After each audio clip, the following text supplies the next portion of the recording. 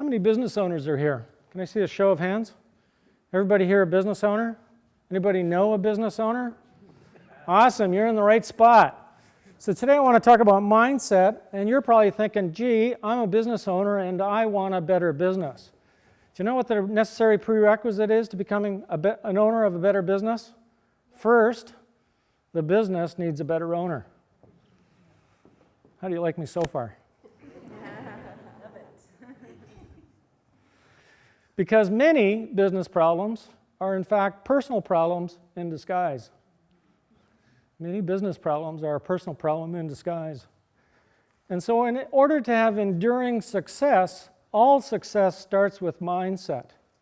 If you're getting the results that you want, that's awesome, congratulations. If you're not getting the results you want, something about your mindset likely needs to change. That's the premise of tonight's talk. Everybody want to stay for that? Yes. Okay, good. So it starts with this woman, Carol Dweck, who's a professor at the University of Stanford, very prestigious school, decades of research.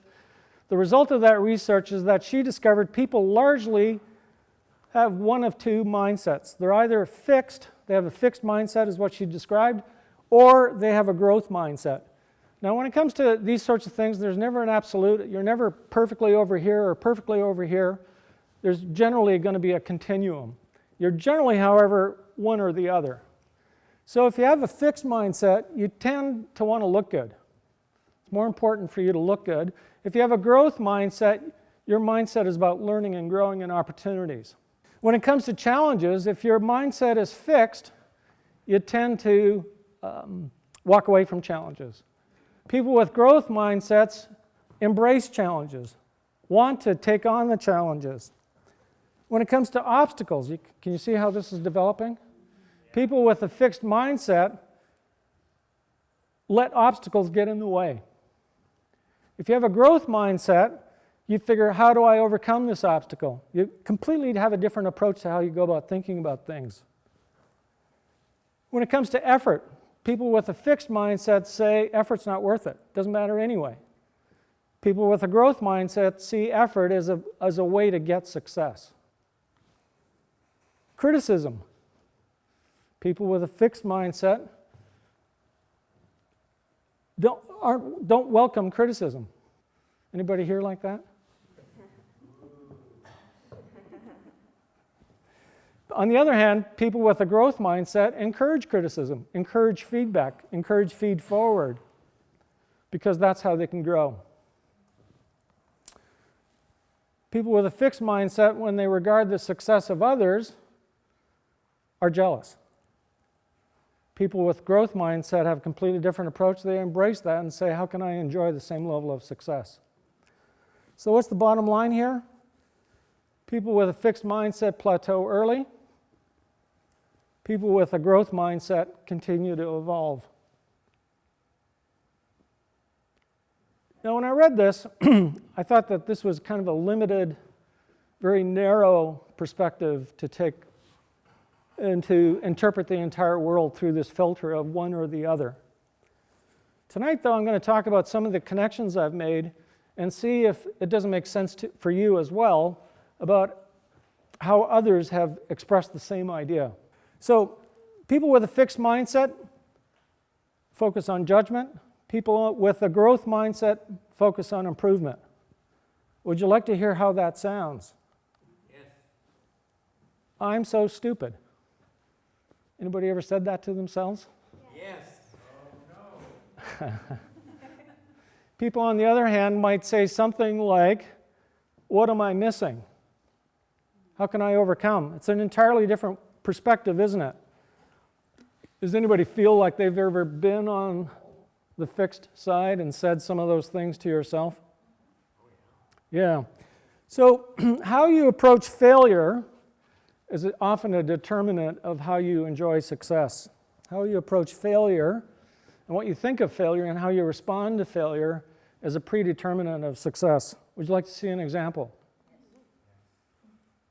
What did Michael Jordan have to say about this?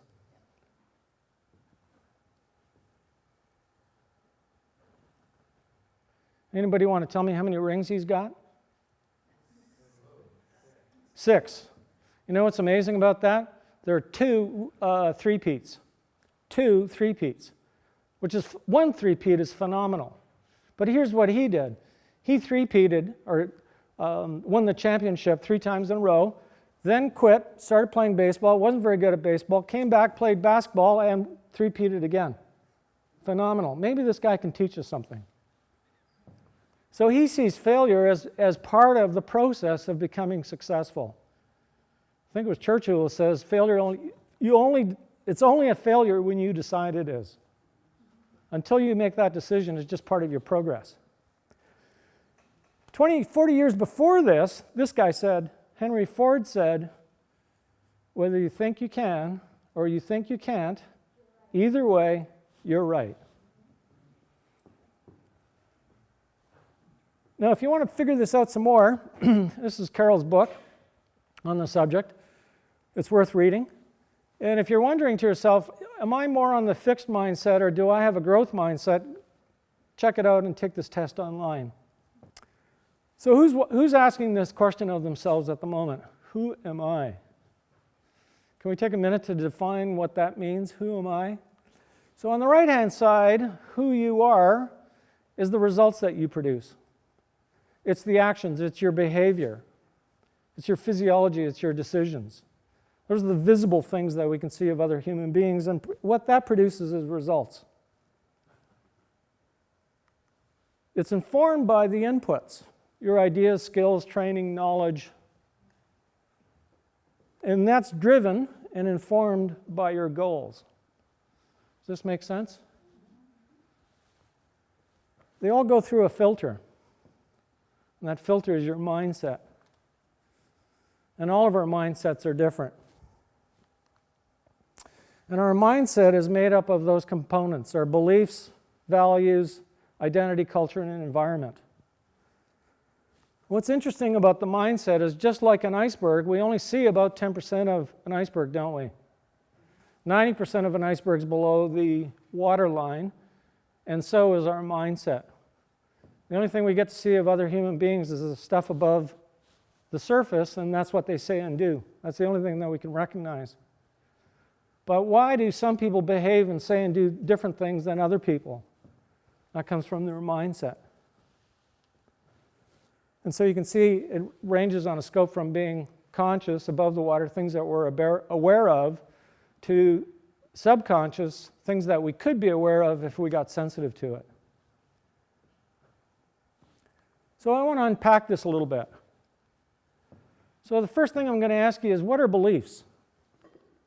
What are beliefs? How would you define it? What's an example of a belief?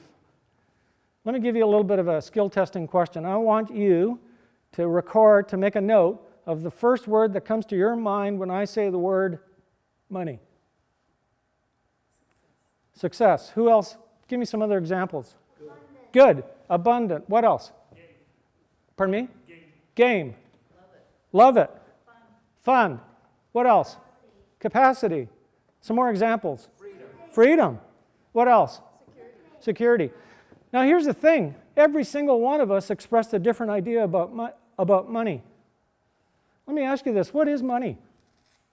How would you define money?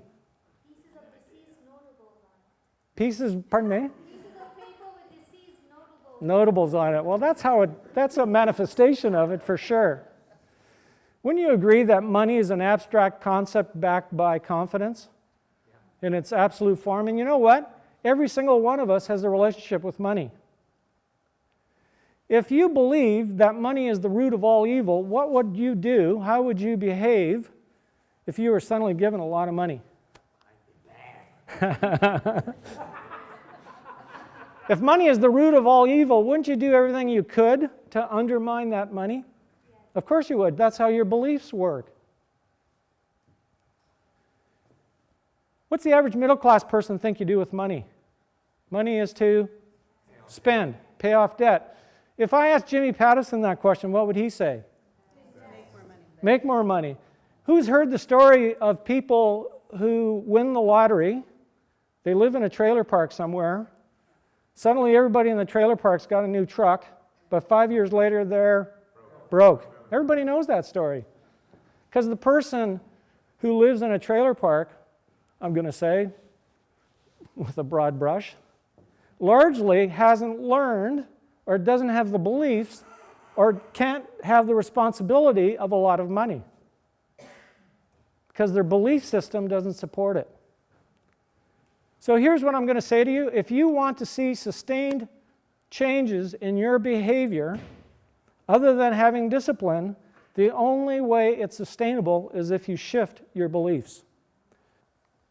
So beliefs are opinions that we hold to be true. Opinions. So the thing about beliefs is we make them up.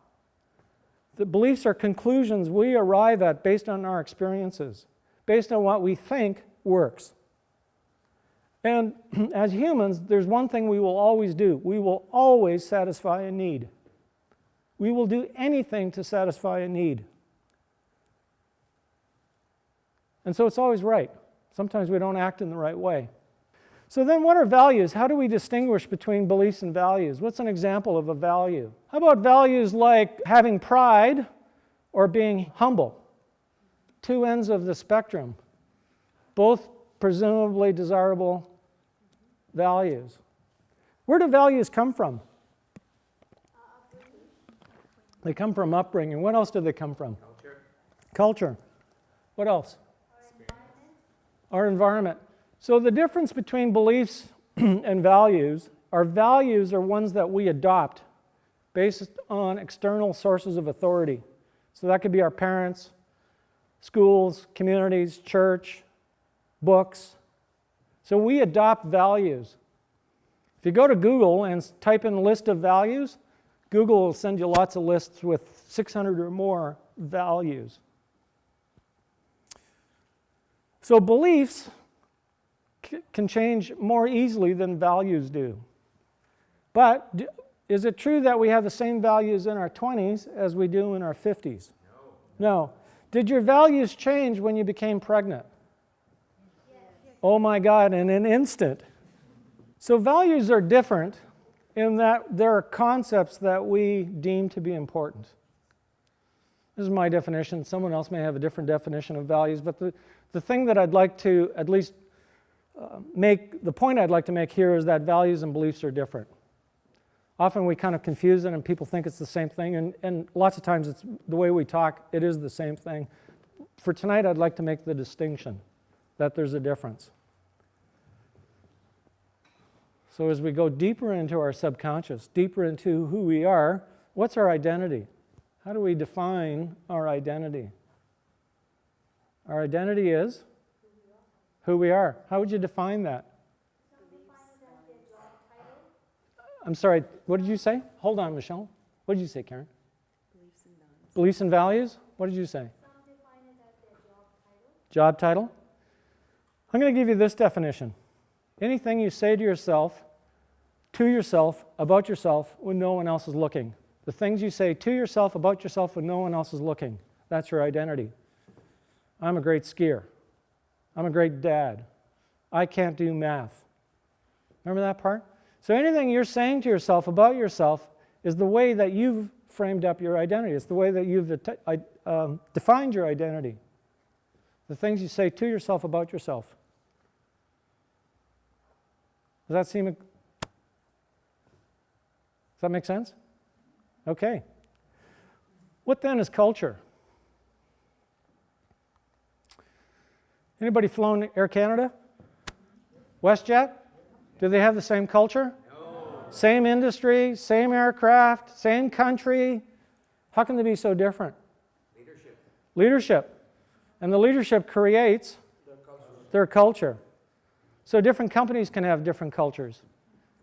Can different countries have different cultures? So I was in Japan. I was on a train, and this train was very full, as you can imagine, in Japan. And not only was I the tallest person on this train, I was the only non-Japanese person on this train. I was the only person on this train who was not Japanese. Now think about your experiences here in Vancouver if you go on the Canada Line or SkyTrain. Quite likely the entire United Nations are going to be represented. And so Japan has very much a culture of excluding foreigners. That's their culture. So culture can drive behavior, doesn't it? Different cultures, different setups drives different behavior. So then what's environment? Let me ask you this. Where's the worst place to send a criminal? The worst place to send a criminal is jail. What the hell happens to a guy who's a criminal when he goes to jail? Who's he hanging out with? He's hanging out with other. Can you see what the fundamental flaw is with our criminal justice system? You see how that works? Let's say you were living on the downtown east side, and we took that person and moved him to Kerrisdale. Has anybody seen the posts on Facebook where they take the people that are the equivalent of living in the downtown east side and they put them in suits and watch how people respond to them differently? There's a current Facebook post. So an example of an environment can be a prison, which drives behavior, or, as one example, the downtown east side versus, say, for example, Kerrisdale. So the sum of all of this is a mindset. Everybody willing to accept that definition? Everyone willing to accept that if you want to see sustained change in behavior, that something about mindset has to change. And that can be both easy and hard. So let's talk about some of the other ways that people have done this. Stephen Covey, The 7 Habits of Successful People. Habit number 1 is be. So what is be proactive? Be proactive is the choice you make between stimulus and response. Be proactive is to be respondable, respond-able. Stimulus and response. Now, let me give you an example of that. One of the learnings that Stephen Covey used is a guy named Viktor Frankl. Anybody know who Viktor Frankl is? Viktor Frankl was a exactly. Before that, he was a professor in Vienna, a psychiatrist. And as a result of that, he was very interested in human behavior. And he got to a place where he said he had more freedom than the guards. He was in Auschwitz. He had more freedom than the guards. How is this possible? The mindset. Because the guards were free to leave every day. He wasn't. But he was free to make his choose how he responded, which the guards apparently weren't. Because apparently they were kicking people and shooting people and getting upset with people. So even in the direst of circumstances, Auschwitz, people can choose their response. How many people waved a finger at the last person that cut you off in traffic? I don't have a car, but I'm raising hand for all those people who did raise their hand. So how long is the space between stimulus and response? Instant, exactly. So how much control, how respondable were you? Not at all. So one of the mindsets of successful people, I'm going to make this point, is to be proactive. To have a gap, a space that you can manage between something happening and what you do about it. You can be respond-able. Does that make sense? So he talks about it, a circle of concern versus the circle of control. People on the left, very big circle of concern, very small circle of control. People on the right decide the circle of concern doesn't really matter. The only thing that matters, the only thing they can do something about is the circle of concern, and they work hard to increase it, to grow the size of the circle of concern. Proactive people focus their efforts on the circle of control. Reactive people on the circle of concern. So here's what I'd like to leave you with on this thought. Anytime you think the problem is out there, that's the problem. Anytime you think the problem is out there, that's the problem. So the thing you want to ask yourself is, what levels of additional responsibility can I take, respondability can I take to influence the outcome? If you didn't like the outcome, you didn't like the result you got, you can't change what happened. The only thing you can change is what you do. So that's Stephen Covey. There's another guy named Julian Rotter, 1954, came up with this idea. What is your locus of control? Locus is Latin for location. How do you perceive where control resides? So people who have an internal locus of control make things happen. People with an external locus of control, stuff happens to them. What's that phrase? Happens? Does that make sense? So people who say, I have control, I can take as much control as I care to take on, and I'm always looking for new ways, additional ways that I can grow my locus of control. There's another guy, Jack Canfield. Many of you know him as the guy who wrote Chicken Soup for the Soul. He's also an expert on success. So his way of expressing the same idea is E plus R equals O. E plus R equals O, where E stands for event, O stands for outcome, and R stands for response. Kind of the same idea as habit number one, isn't it? Event plus response equals outcome. Something happened, an outcome was arrived at. If you didn't like the outcome, what can you change? What you did about it. You can have everything you want in life if you take on the idea that I didn't like the outcome, what can I do differently to get an outcome I prefer? And that's the growth mindset, isn't it? That's what Carol Dweck was talking about. And so here's the 3 examples. I encourage you to do a little homework on this. This Success Principles, Jack Canfield's book, got 63 principles. Principle number 1 is E plus R equals O. 7 habits. These are cornerstone lifelong learnings. So here's another way that I want to express this idea, is this idea of living above the line. So people who live below the line blame others, make excuses, or deny there's even a problem. What are those initials? Say them loud. BED. They're in bed. People above the line take ownership, are accountable, and take responsibility. So the initials here, OAR. So below the line, the wind and the currents are going to push your metaphor, the boat, in whatever directions the wind and currents do. Above the line, you're going to use the sail and the rudder to go in the direction that you want. So here's what I recommend you do, or something you might like to think about in your business or your family or your relationship, is to do this. Would it be okay if we lived above the line? If you feel like I've gone below the line, would you let me know? Would you let me know? Would it be okay if I did the same for you? You now have a contract.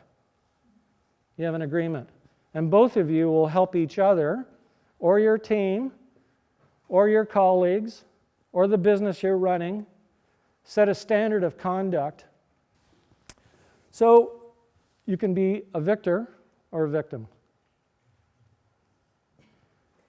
Do you know all stress is self-induced? All stress is self-induced. Think about that for a second.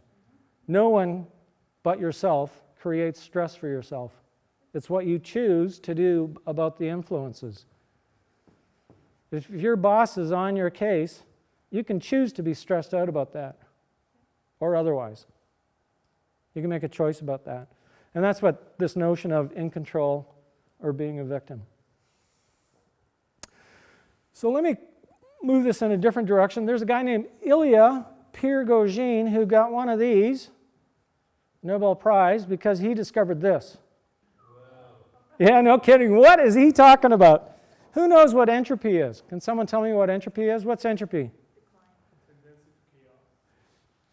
Things in nature are a trajectory of growth and then dying. Things in nature are either growing or dying. And what he discovered is what he coined perturbation. And the root word of perturbation is perturb. And so if you apply enough pressure in a confined space, you can reverse the effects of entropy. And that's what turns coal into diamonds. That's what turns coal into diamonds. Now, how does this apply to what we're talking about? That is your comfort zone. There it is, that's your comfort zone. Anybody seen this one before? Yeah. All the magic happens outside your comfort zone. All the magic happens outside your comfort zone. So it's only when we get to the edges of our comfort zone that our comfort zone grows. What does it feel like when we're at the edge of our comfort zone? Uncomfortable. It has to, because that's the edge. And if we get to the edge and we say, oh, this is too scary, I'll back it up, what happens? The dying zone. Your comfort zone shrinks. You're either growing or dying, right? That's what nature says. You're either growing or dying. Does that make sense? Can you see the value of perturbation? Let me give you an example. That's me. Below, those are two snowcats. Just to give you a sense of scale. I'm a pretty good skier. For a while, I lived in Toronto. Remember, I was in tip-top Toronto and all those years. So when I came skiing, I'd go skiing for many years with my buddies. While living in Toronto, I'd only go skiing for about a week a year in March. Guess what happened to my comfort zone? Places that I used to go with abandon, that my buddies were going with abandon, suddenly frightened the hell out of me. The very places I'd been before. So your comfort zone can shrink. Now this is in terms of skiing. It's important, but it's not a life skill. Where in your life are you backing away from the edges of your comfort zone? Now the other side of that is once we get past our comfort zone, we get into the world of, and if we go beyond that, what happens? Anybody been there before? When we get into panic, what's our instinct there? Retreat and to get stuck. So it's good to feel that growth beyond. Too much of a good thing is the exact reverse. So back to my skiing world. This is in the Monashees. That's pretty cool. I'm a great skier, but I would never do that. I've never done that. I've never jumped off a cliff, done a belly roll, and I don't know where he plans to land. That's way past my comfort zone. Can you see how that makes sense? So here's the thing about coaching. Lots of people think business coaching is about the business of business coaching. It's about, the systems, tools, strategies, financial plans, money, marketing. It's the business. The other thing about coaching is it's about performance. And that part is I can't do your push-ups. I'll help you do push-ups and you'll do better quality push-ups. Roger Federer has a coach. Why does the best tennis player in the world have a coach? Because he wants to be better. Do you have to be the best tennis player in the world to be the coach for the best tennis player? No. The most important part of coaching is this part, though. Most business problems are a personal problem in disguise. When it all comes together, that's your happy result. So here's what I said in the beginning. If you're a business owner and you'd like a better business, first, the business needs a better owner. And Jim Rohn very aptly put it this way. Work harder on yourself than you do on your business. Work harder on yourself than you do on your business. The secret to having a better business is to have a better you. So identity is something that we can actively engage in every day. So let me ask you this. Who's got a written definition of the best you can be? Who has written out and said, this, when I'm at my best, this is who I am. I'm becoming this person. Do you think it might be a good idea to have that? Stephen Covey asks the question this way. Why don't you write your eulogy? Why don't you write your eulogy? What would you like people to be saying at your eulogy? Probably positive things, nice things, great person, fabulous family. So the question is, what would you have to do today to earn and deserve that eulogy? That's another version of saying, do you have a written definition of the best you can be? So the Navy SEALs have a motto. The Navy SEALs say, get comfortable with being uncomfortable. Because that's how perturbation is how you turn coal into diamonds. And so my final thought for you tonight is this: with the right mindset, you can be amazing. Now go be the best you can be. Thank you.